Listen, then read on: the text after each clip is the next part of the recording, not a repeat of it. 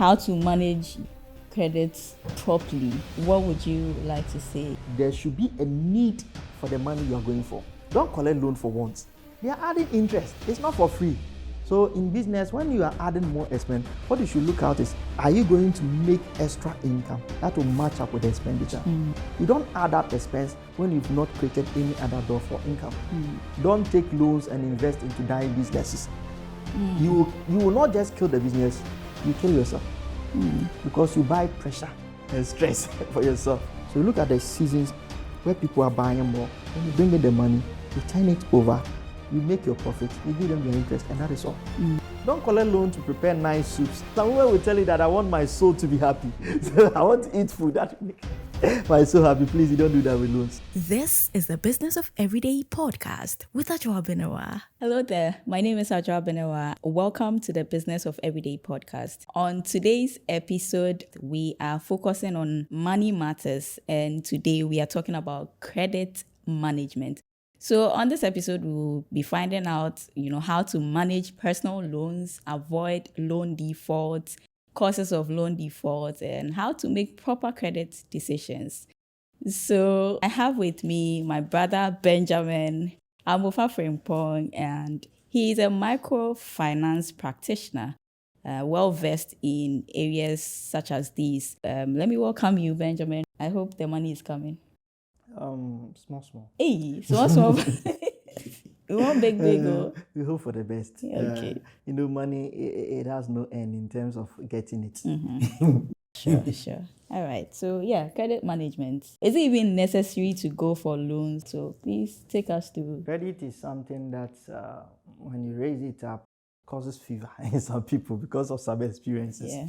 When you talk to the people in economics, they will tell you that human desires are insatiable. And so long as we continue to demand and supply is not meeting up with demand, there will always be that kind of scarcity. Right. So there will always be room for at least shortages whereby somebody needs to fill the gap.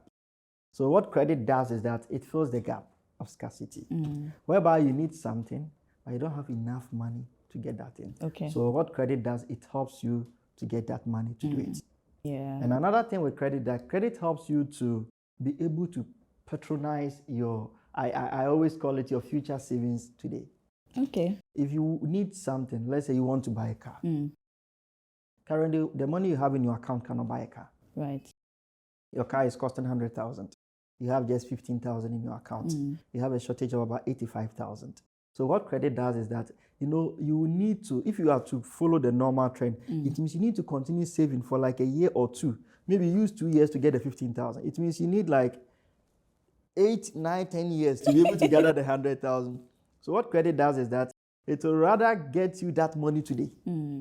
Because in life, sometimes you will not have it all and you need help. Credit also plays a crucial role in business growth. Okay. You can't depend entirely on your capital to grow as a business person. Even though it's advisable, especially as a startup, not to depend on loans. Because if you're not careful, it can kill your business. Right. Loans can make and not make your business. Especially the one with compounding interest. Because what happens is that it charges the interest as at the particular principal. Okay. But the simple rate, you've done it. So let's say that if we give you 1,000 and then you are paying maybe if it is 10% for a month. So what is happening is that the 10% will be 100 cedis a month and it is flat. So when you pay 100 on the 1,000, maybe you are paying it 10 months. It means every month out of the 1,000 you pay 100 and you pay interest 100. You pay 200. The next month the money is left with 900, but you still pay 100. Like you are paying on the 1,000. But if it is on that reducing balance, let me say the reducing balance especially, then that one you pay interest 10% on 1,000. The next one you pay 10% on 900. So what happens is that you'll be paying lesser and lesser, and that's the reducing balance method. Okay. But then the fixed, which is the simple rate, which many people, especially within the micro sector, we use, that one is fixed and it's fixed. We just calculate it and it's there. No matter how it reduces, you still pay it all. It assumes the same principle throughout the loan duration. But then credit can help you to grow your business. Whereby you have a demand gap. Your customers need more of this, but your capital cannot buy that. Right. Your capital can buy 10, But now your customer base has increased. About 20 people are demanding for that. So loan comes in, then it helps you fill that gap so that you can buy and then be able to provide those ones for your customers and make profit on it. So that the profit you make, you use some to pay us the interest. Yeah. So I think credit is a very important aspect in the financial space. And I think if you can really patronize it well, it's a very good instrument. Okay. Well, as you are talking about credit management, like what is a personal loan and how do we go about it? Let me define it this way. Personal loan is a binding agreement. I call it binding because it's a contract, not just a usual one. Okay, it should be between two people, mostly somebody who wants money and somebody who has money to give. It can be an individual lender or an institution. I'm saying individual lender because now by regulation, our law allows individual lenders. So we have individual lenders, the micro credit enterprises who are operating around. So it's between two people or an institution and individual, whereby one is willing to give money to the other upon the other's request at a fee or an interest rate within a duration. Okay. So what are some key things for like someone who wants to go for a loan? What are some key things that we should look out for in terms of what we are going for? I think if you want to go for a loan, there are so many things you need to consider. As I said, even in business, loan can make and not make, it can collapse and crash your business. Right. You see, one thing with business is that it's money you are bringing in. If you flood your business with too much money, it can collapse your business. Okay. And also, if you have too less of money, it can also. So you should always be at the optimum. So whenever there is so much money in the system, then you need to find a way. Even let's assume that you are from your normal profit, no loans. You've made so much.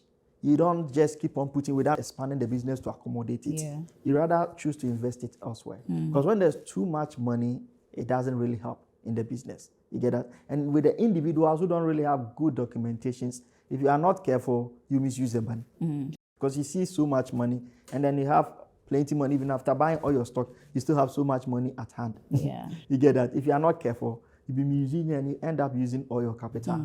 So when you want to go for loan as an individual, we are having this discussion from individual perspective, not from institutional perspective. So as an individual, either a business person or a salary worker, you want to go for loan. These are some of the things you need to look at. First, you need to see what kind of loan I need. Okay. There are different types of loans. Don't just get up and say, I want to go for loan. Okay. What kind of loan that I need? Do I need a short-term loan or a long-term loan? Short-term is within 1 year. Long-term over 1 year. Maybe 2 years, 3 years, 4 years, 5 years. Then how much money? It all falls within the type of loan. Yeah. Because sometimes the type of the loan will determine the volumes of money involved. Okay. How much money do I need? That also very important. Then how interest rates? Because the type of loan will determine the interest rates. Right. The interest rate. So at what rate? How much do I even want to pay as interest? What charges? Most often what happens is that people run in and whatever that is given to them, they take. You yourself, you go in, I just want loan. You're interested in the money. That is all. And you should be interested with the institution you want to take money from. Don't just take money from anywhere. Now, there are a lot of wayside operators. People who are just giving out monies. And because they are not under regulation, they can do anything to collect their money. That is why you go online, you see some apps telling you, I want to give loan. Then you go and sign up, the money comes, you're happy, you refuse to pay. Then they put your picture out there, calling all your family members. They'll be throwing stones on your One funny thing is, when you are signing up on those platforms, you hardly get time to read the conditions. You just sign. You accept to allow them to have access to your data. So you need to be careful with the kind of institution you take the money from. You need to know the kind of loan you need, considering the amount, the interest rate, the duration, okay, and the charges that comes up with the loan. Then you need to look at all these things and the use, the purpose. It's also very important. You don't just say that there is loan, so you go for it. And people are doing that. They just need to hear that somebody is giving loan here. You just go for it. There should be a shortage somewhere where you need the money to fill that gap. And that is what loans are supposed to be used for. If you take it for wrong things, you will not be able to pay. And that is what leads to the defaults. Sometimes you go for it for wrong reasons. And you go for wrong reasons, it becomes difficult to pay. Because you yourself, when you look back, you don't see anything useful that you use the money for. So you are not even pushed to pay the money. So at least it should be for a good cause. Right. If it's business, there can be a demand gap whereby your customers are demanding something, you are not able to demand a supply gap. You are not able to meet up. So you just need a loan to fill that gap. Growth. You have the business, but you just want to expand to other areas. So you need a loan to expand to that place. And that is also there. Seasonal. Some businesses are seasonal. So they have on and off seasons. So when it is within their season, then they need more money to get more stocks. Right. Because demand is high. So that is when they need the money. So if you are a business-minded person and you want to properly manage loans well and make use of it in growing your business, that is where you look at. So you look at the seasons where people are buying more, then you bring in the money, you turn it over, you make your profit, you give them their interest, and that is all. You get that? Yeah. But you don't collect loan when it is off season. You buy plenty stock. What is it doing in your shop? And you are paying interest too, and people are not buying. So loans are good for active businesses. They are good for growing businesses, and they are good for viable businesses. You don't just collect it and then just use it. And as an individual too, if you're a salary worker and you are collecting loan, then you should have a backup. Okay. Or you should have a proper plan to be able to at least do all the assumptions and be sure that whatever that remains of your income, it can cater for your needs. Right. More especially the basic needs. You don't just collect loan, they take half of your salary. The remaining half cannot take care of paying your utilities and then your feeding and your transport to work. It happens to some people. Yeah. Sometimes in the middle of the month, their money is finished. They don't even have money for transport to work. Middle. You're talking about middle. So it's like, are you doing yourself good or harm? Yeah. So you need to be able to balance it off so that whatever deduction, the repayment amount, should be able to match up to your capacity. So that it wouldn't affect you so much to the extent that you won't be able to provide for your basic stuff. The same thing applies to business. You consider the repayment amount too. And that is where the duration and the interest rate, all those things comes in. Because the duration and the interest rate will help you to determine how much you pay in every period. So I think you need to consider all this. Okay.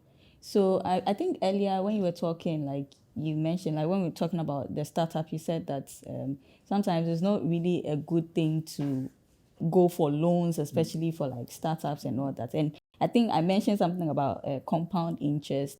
And it's as a result of like a personal experience with a former boss. You know, it was a startup and it was getting to a part where he saw an opportunity and he wanted to expand. But unfortunately, the facility that he went for, it was compound. And at the end of the month, like there was cash coming in, but we ended up using the whole money to pay. And the next time too, it's not fixed that you're paying more. So eventually, the company collapsed as a result of that because you are working and putting the money in someone's pocket, and it wasn't ending. It was a cycle, so he had to fold up. So, See, one thing with loans is that you are going to pay interest. It's not free. Yeah. Most often, people mistake it to be grants. Okay. But loans are far off from grants. They are not free monies. They are monies you are going to collect and you are going to give back. Most often, they are repaid over a period. So what happens is that if I give you 100,000 and I say even pay it over 2 years, and you are going to start payment in the next month, what it means that from next month, the money will not be 100,000 anymore. It will continue getting lesser and lesser. So you have lesser money to use. Yeah. If it is business. Yeah. So you should have a clear-cut plan, and the business should be strong enough in generating income and profits so that it can at least overcome whatever interest that you are paying. And in addition, leave something for you. That is where you make profit out of it. So if your business is not generating enough profit, and you yourself, you are overburdening it with loan interest, which is a major expenditure. So you are incurring additional expense. So in business, when you are adding more expense, what you should look at is, are you going to make extra income that will match up with the expenditure? You don't add up expense when you've not created any other door for income. Because if you are generating the same expense and there's no opportunity for increasing your income level and you want to add up, you make losses. You get that? Yeah. So what you need is that the loan interest will be expense. So my income, what is it going to do? And that is where you plan. So when I add the money, will it be able to increase sales? You get that? Yeah. And if you can increase sales, there should be demand. Right. Do I have enough customer range that will patronize all this stock that I'm collecting money to buy? so that I can make more profit on it, and that additional profits can pay off the loan interest and leave something for me, because you are not working for the bank or the financial institution. Right. Your main goal is to make profit. You collect the money, you use it, you make profit, then out of the profit, you give them their interest and they keep the remaining. That is the goal. But if you don't plan it well, you get the money, you give them back the money, pay interest, and even add up your own to it. And we call it penalties, because you will default. Yes. When you struggle, psychologically you become unstable. Yeah. So sometimes you lose even commitment to the repayment. Right. And you end up losing gaps and not following the schedule. And serious-minded institutions will add up penalties, because in their system, it's already embedded in it. The moment you miss, it starts calculating. So you add penalties. So when you are not making profit and you are paying interest and you are paying penalties, where are you paying it from? Your capital. Yeah. So you end up depleting your capital. So most people take businesses, especially the sole proprietors, and when they finish paying their money, their capital is done. So it's a provision shop. You see that now there's plenty stock, and after 6 months, 7 months, you go, all of it is finished. And most of them will tell you, these people, their money is juju. Just because they do not plan. He collects it and he finishes right now. That is it. That is it. But so many things account for the defaults. Possibly, let's look at it, since because our main concern with this discussion is to be able to get people to understand and appreciate what actually loans are, and then its role in our personal, individual lives and our businesses, and then what contributes to defaults and how best to solve these defaults. So let's look at some few things that contribute to defaults. Okay. In addressing that, I will talk about one. The main thing that contributes to default is unexpected emergencies. Okay. You know, as individuals, you know, businesses have their plans. And so that they plan for emergencies. Right. Yeah. The corporate institutions, they plan for emergencies. So some of the big institutions that you have, they even have a plan that should this whole building that they are working in burn, they have the next plan of switching to an operational area. And it's all there. But you, that is selling in that small kiosk, whereby you are the only person that is selling, should you fall sick, what happens? I'm not even looking at natural disasters and those things, but I'm just looking at something that can keep you away from your business for like months or weeks. What happens? Because you are paying loan, and most of these micro loans, you pay on weekly basis. Because those are the loans that we give to the individual businesses, the micros and the SMEs. So when you collect it and you fall sick, what happens? So assuming you have a loan, and you don't have any control on all these things. You don't determine when somebody dies. You don't determine when you fall sick. When any of these things happen, it can cause you to default. Another thing too is multiple borrowings, which also leads to indebtedness and overfinance. Sometimes we borrow so much, and we owe so many people. You flood your business with so much money, and you misuse it.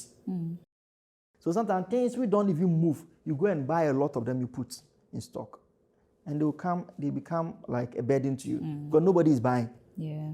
You are supposed to pay the loan. You get that? So multiple borrowings is one of the major problems that is killing businesses now. Multiple borrowings, because now we have a lot of the micro institutions, the microcredit, we have the financial NGOs, we have the microfinance institutions, the rural banks, we have the savings and loans, we have the commercial banks, other microfinance related institutions, which are serving the micro institutions and individuals at the lower level. Right. So you don't just jump because people are giving loan, you go and collect. Fine, they are doing business. They are interested in making money. When you come, they will give you. Yeah. But you need to think about yourselves. You get that? Will I be able to pay? Another thing you think about is bad business practices. And that one, you look at one, people rushing into new line of business at the moment they get loan. You are selling cassava. Now you have loan. You quickly switch and go and sell plantain. Meanwhile, you don't have any knowledge in plantain. No idea. Some people even can switch totally. You are selling foodstuffs. Suddenly, they are selling clothes. Maybe they found demand for that. That could be. But another thing too is, which happen most of the time, they've seen a sister who sells clothes, who they think is making more money with the clothes business than them. So they feel like they can also sell some and make more money. But it's business. And any business, when you enter, the first time is losses. That is the general thing. any business, when you start the startup, at least you start with negatives, which are the losses. Then you come to at least the optimum, whereby you are able to break even. Then you move on to profit. That is the normal pattern of businesses. From losses to break even, then you go to profits. So you've collected somebody's money in the form of loan. You've added to your capital. Then you stop doing yours. You go and start another business. Are you ready to follow that line? Losses, break even. Yeah. Before you even get to break even, the loan duration is due. Yeah. And these are short-term loans, or most of the micro loans we take, they are short-terms. And so you will need to stop rushing into new businesses. Stick to your business, the one that you know you can do well. At least you know all the modus operandi of that business. I think that one works well. Another one is abandoning business for caretakers. You see, most of the individual businesses is the person who is handling it, the sole proprietor. Yeah. So when at least the business is growing, they bring in other people to help them. And the major challenge is most of them end up abandoning the business to those people. Right. And it causes theft, fraud. They end up even throwing away your customers because they will mishandle them. Of course. And most of them, they don't care. Why? Because it's not their business. It is your business. So you should be there to closely supervise. There could be times you'll be off and on, but it shouldn't be that some people can leave their business entirely. Even you do that, not after taking loan, because you need to pay your loan. And that is when you need to keep your eye on your business. So you don't leave it to the sales girl or the sales boy to be in the shop about 2 weeks, 1 month, and you've not been there. So you need to look at all these things, and then good human relations. All these are good business practices that can help you to manage your business, grow your business, and be able to pay your loan. But if you are not putting these practices well, it can cause defaults. Your suppliers, if you are not in good relationship with them, they might not even want to supply you anymore. Somebody comes to buy, the next time the person don't want to come to your shop anymore. Yeah. Another thing too is diversion of funds. You collected the loan to buy stocks. Here is the case, you are using the loan to do other things. Some women will collect loan. They'll collect loan from ASA, Opportunity, from those businesses who are inclined to giving money to the women in groups and those stuff, Advanced Ghana and all those businesses. And what happens is that after they've gotten the money, that is when they prepare nice soup.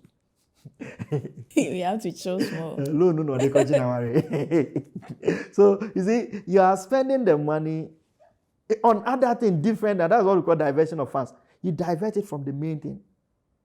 Even going to start another business is diversion of funds, another form of diversion of funds. Even though it's still business, but that is not what you said you are going to use the money for. You said you saw this, you saw food, you saw wachi, and they know you've been selling wachi for 1 year, 2 years, so they know you understand it. Yeah. That's what they gave you the money to do. So either using it to buy rice or beans or whatever, fish, to sell the wachi. Now you've collected the money and suddenly you are going to buy clothes to sell. You get that? All those things, it causes default. Another thing too is lack of planning. If you don't plan, what happens? If you fail to plan, you will surely fail. Right. You get that? If you fail to plan, you surely fail. You will not get anywhere. So you will need to look at all these things. And how do you deal with this? Just turn it upside down with all that I've said. Okay. If you don't plan, you will fail. You will not be able to pay the money. So plan. Don't just get up and say, I'm going for loan. How much do I need? You need to ask yourself, how much do I really need? And what is even the need for the money? And then, how long do I want to pay it? And how much can I pay? If it is weekly payment, if it is monthly payment, you need to look at all those things. Right. You consider all that. So you need to have a clear-cut plan. And which kind of institution do I want to work with? This institution, they are like this. These ones are like this. No, I prefer working with these ones. So get institutions that you really want to. You should have a preference. Don't just jump into anything. Right. And we talk about emergencies, build savings. Oh, remember that book? What was it? The Smart Money Woman. That's one thing that when I read that book, it caught my attention. It was talking about building an emergency fund where you have, like, if you, let's say, a salaried worker, you have at least 6 months of your salary saved up. It's not like at once, but you build up to that point, so that in case, or even if you lose your job today, at least it can sustain you for that 6 months. And that is something that really caught my attention, and you see, so trying to put it into practice. In this part of our world, we are very bad with savings. Savings, yeah. And when you want to talk about savings in technical terms, you talk about insurance. Yeah. Because savings in its technicality, when you want to talk about it in broader perspective, that is insurance. Yeah. But it's something we don't want to hear. Unfortunately, we've had many bad experiences with some of these institutions. Yes. But now they've grown, they've improved. So you will need to, you see, emergencies like funeral, sickness, and life insurance has a lot of products and coverage for these things. Right. Yeah. So that when it happens, you just fall on it. And in the advanced countries, they have a lot of these things. So people hardly struggle. But here, when you fall sick, it's on you. When you have funeral of any closer relative, it's on you. So you will need to be able to plan for this by keeping certain portion of your income as savings. So if it's business, keep certain monies towards that. You've collected loan, so start saving. In case I fall sick for 2 weeks, I can depend on the savings to pay the loan. Pay the loan, yeah. You get that? You are an individual who have gone for maybe monies or something. At least make sure you provide some funds somewhere. Keep it. Don't use all your money. Don't budget 100%. And when they are going for loan, that's what they do, the salary workers. Okay, how much will you deduct? Yeah, deduct this. Yeah, coming okay. for us. Yeah, my salary is 1,000. You deduct 40%, which is 400. Till left is 600. Okay, 600. I'll pay water bill, light bill, transport. Okay, every day I will spend this on food. Okay, it will do well. Okay, this is a religious person. I'll pay tithe. So you take your tithe too out of it. And your offerings. And they will do the calculation. Need to be exactly 100%. No money. So even if somebody comes, I'm dying, there's any money, there's no room in there. You get a match to talk about themselves. So should this person fall sick within the month, what happens? Whereby you need about half of your salary to do it. No money is anywhere. So when you are taking loan, you are taking extra responsibilities. You are slashing down your income. So what happens is that you need to make provisions for that. So even before you go in, you should have made these provisions before you enter. Right. For emergencies. Or when you collect the money, then you keep some for that emergencies so that it will help you. And another thing too in the solution that I will talk about is learn to employ good business practices. Develop good human relations. That is the basic thing. You don't need to be skewed on this. You are selling. You are dealing with people. Respect them. If you respect your customers, they'll come to you buying every day. But if you insult them and disrespect them, they won't come and buy from you. I know that you lose your customers, you lose your money. Customers make sales. Without customers, you don't have any money. You get that? And if you don't have good relations, even nobody would want to supply you. It will help you. Good business practices, basic accounts. Some people are selling, they don't even know whether they're making profit or loss. And you are going to take loan. So on what basis are you even considering whether the loan will help you or not? Sales. Today I've sold this, or the next I've sold this. When you're going to buy, we call it purchases. You can name it whatever that you want to name it. As to how you understand, at least how much you bought the things, how much you sold it, and the expenses you've made from it. Just do these basic things. It's mathematics. Okay, and you can easily be able to tell whether you're making profit or not. Then you deduct the loan interest. It's also expense. Then you know. So before even you collect the loan, you already know how much they will deduct as interest and how much you pay every week. So you can do the math and know whether it will help you or not. And all this can contribute when we're discussing making credit decisions. It can help you to make those decisions. And another thing is don't abandon your business to caretakers. If you're a sole proprietor, the main person who is more concerned with the business is you. Don't ever think others will like your business more than you. It will never happen. But as it grows, you put in structures. So that the structures and the controls will help to at least prevent fraud and theft and those. But if you abandon it to caretakers, they will steal from you. You wouldn't know. If you are there, by all means they will steal, but it won't be much as you are not there. Because you can't see everything. You get that? What I'm trying to say, be concerned with the business. And your presence should be at least always available at the business, and it will help you. And another thing is, invest loans into highly profitable business and products. It's very important. Don't take loans and invest into dying businesses. You will not just kill the business, you kill yourself. Because you buy pressure and stress for yourself. Life has its own stress that is giving you. Why should you go and then buy stress? Because the moment your business is not strong, your business is dying. You don't have demand for your goods. You are losing your customers. Your business is off season. And then you go for loan. You are helping the business to die. And when your business dies, you will not have money. And when you don't have money, you will have problem. You have stress, headache, and all those things. It will not help you. So I think when you consider all these things, it will help you to be able to at least manage your staff well, and then you need to be committed to the purpose of which you collected the loan. It's very important. Don't collect loan for A and go and use it for B. Whatever you collected a loan for is for business. All these things, if you're able to look at it and consider it, will help you to avoid loan default. You plan well, you stick to the loan purpose, you stay committed to your business, employ good business practices, and savings. Create insurance for emergencies. Okay. I'm sure if you do these things, it will help you to avoid loan defaults. How to manage credits properly? What would you like to say? There should be a need for the money you're going for. I said a need, not a want. Don't collect loan for wants. They are adding interest. It's not for free. You can use grants and gifts for wants, but don't collect loan for wants. Don't collect loan to prepare nice soups and those kind. It doesn't really help. Some women will tell you that I want my soul to be happy. So I want to eat food that will make my soul happy. Please, you don't do that with loans. As an individual, fine. For individual salary worker going for loans, sometimes possibly you need something for your room, or you need something for your house, or a project. Yeah. Which is a need. You want to buy a land. You are thinking about getting accommodation. I think that is not a want. But sometimes when you collect loan and then they are taking about half of your salary and you are using it to buy expensive phone, you need to think twice. Right. Because that is a want. Especially when the phone is not going to have any role to play in bringing any income to you, your work or any other thing. And another thing too you need to look at is identify credit institutions that has product that matches your identify conditions and terms. So this time around, you've identified your terms and your conditions, and you're going to them with it. So you look for institutions that has such terms. You know the interest you think you can pay, how much repayment you can pay, the duration you want it to last. So you look out for institutions. Don't just jump into anything. See, we've been saying that because that is what is happening. Yeah. Or don't just, because somebody walked you, don't assume that he's the only person that is giving the loans. Right. There are a lot of institutions around us. And don't choose any one which is available. Then you develop a repayment plan. You yourself, you need to come up with a repayment plan before even you go to them. You already have a plan of how to pay the money. And you develop facility utility plan, how you will use the money.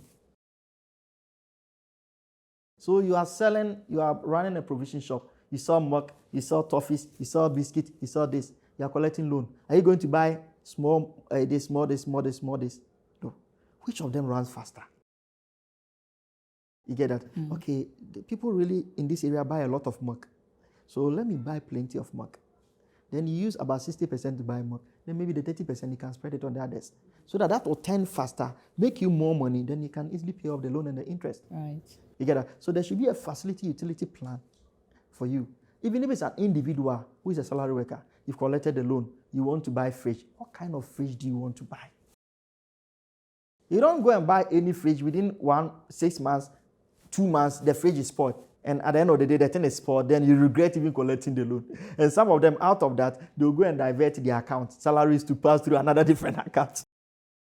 Some people too allow themselves to be scammed because there was no proper plan. Yeah. So you should have a facility utility plan, how you intend using the money, so that you stick to that plan and make sure it goes through. If it is for business, for business. If it's for projects, you've already planned it, how you make money to be able to. So you just put it into it and plan for the use of the available income. That is for the salary workers.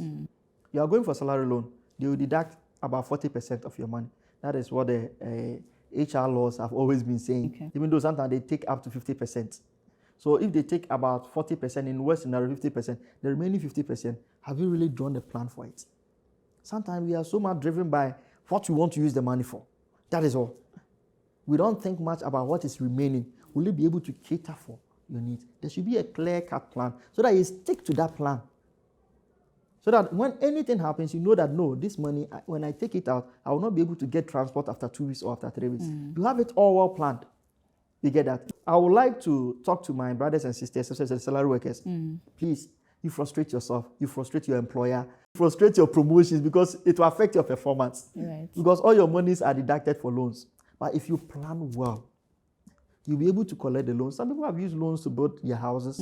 They've bought plot. They collect another one. They put it on stages before they realize they've done it. So just have a plan. It all works with a plan. If you plan well, I'm sure you'll be able to succeed. Right. And you'll be happy in collecting loans. And you too, you'll be happy. Actually, when you collect loan, I make more money. My business is to give out loans. It's a nice thing. And sometimes the success stories It feels so good with the stories. I remember one customer once told me, hey, had it not been you, my daughter would have been in home. I said, where is she? She said, she's now a nurse. Or the woman took the loan, took care of her. She took care. When she was taking her to nursing school, I was telling her, take your time. She was like, no, other people are taking their, because it's like her business was not that strong. And I was afraid she would get stuck. Okay. Because if she's not able to pay the money, we will not be able to give her any other money. And she was using the loan to pay the fees and working to pay the loan. Okay. And a lot of micro customers, that is what they do. They collect the loan to pay bills, especially the single mothers. Yeah. To pay bills. I have a lot of them that I deal with. They pay those things and then they work to pay. So you can imagine when they are telling you some of these success stories, it feels good. At least you realize you are contributing to people's lives and improving their lives, making their life better. I feel bad when people take money they are not able to pay. It's like you failed. Yeah. Your intention is to help them. Yeah. They need money to satisfy a particular need, and you're helping them. They take the money and they are not able to pay. That's so true. Wow. That's a whole lot to think on, to, make moves on. Credit is good, but I'll repeat the same, it can make and not make you. Right. Okay? It can help you grow. It can also help you to retrogress. It can help you smile. It can also make you cry. Right. Depending on how you use it. I always equate credit to salt. How you use salt in preparing soup and stew. When you apply too much, more than necessary, you destroy the entire soup. You will not be able to even eat. So you just need to always apply as little as you can. It is better that there's no salt than excess salt. That is how credit is. If you think you can't really manage it, then don't go for it at all. Manage your own capital. Allow the business to grow steadily over time. Okay? But if you want to leverage on loans, because you use loans to leverage growth. Yeah. You want your business to grow. So what you do is that you take the loan, you add it to your capital. Capital goes up. You can buy more stocks, serve more customers, make more sales, make more profit. And that is how it works.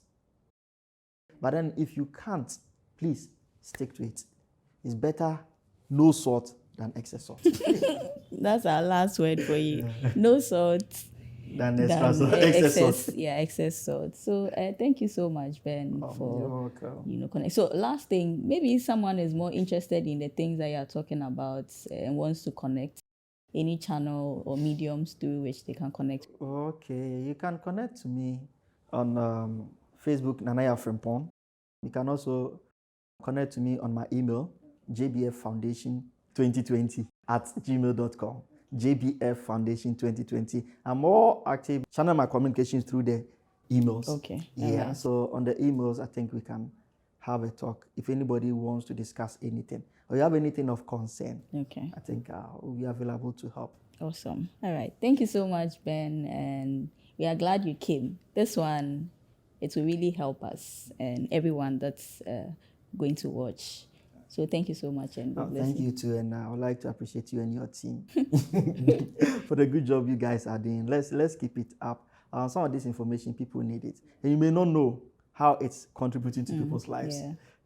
Unfortunately for you, you don't get to see most of the people that benefit from this.